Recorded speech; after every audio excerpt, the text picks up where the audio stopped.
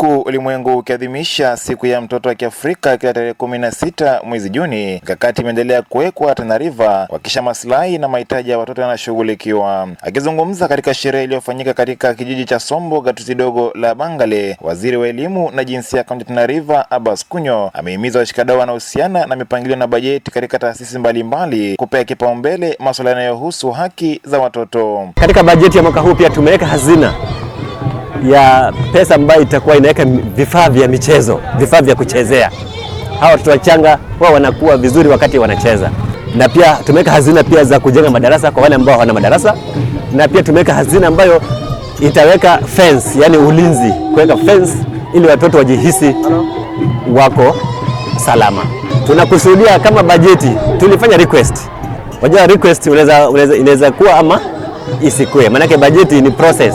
Mahitaji ni mengi ya chekechea.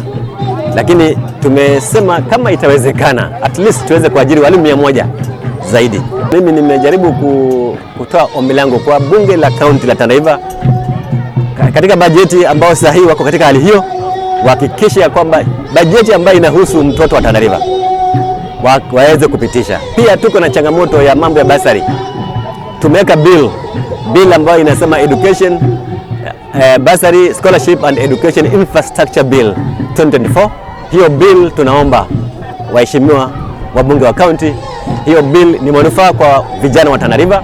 Hiyo bill iweze kupitishwa ili watoto wapate bursary, waweze kupata majengo, infrastructure tuweze kuimprove, na pia tuweze kuajiri walimu, tuweze kupatia watoto chakula shuleni na yale mahitaji yao yote kwa ujumla. Hayo yanajiri huku idara husika ya watoto na mashirika ya kijamii ikishuhudia hatua zilizopigwa katika mipangilio ya kuimarisha haki za watoto kaunti hiyo. Baadhi ya mashirika hayo ni pamoja na World Vision walio na miradi inayolenga watoto na Pan African Initiative ambao kwa ushirikiano na serikali ya kaunti wanabuni sera dhidi ya dhuluma za kijinsia kuhakikisha wanaodhulumiwa wanapata haki kisheria. Tumekuwa na ushirikiano na community. Hata ukiangalia kwa locations tuko na hawa CPVs, Child Protection Volunteers.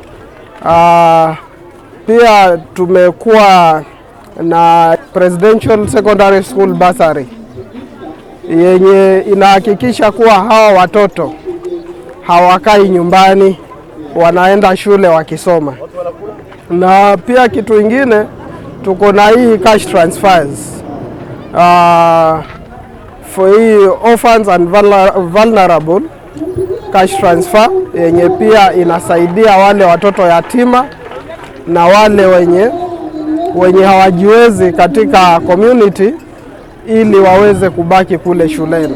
At the community level, as World Vision, we have also formed the household clustering implementation units.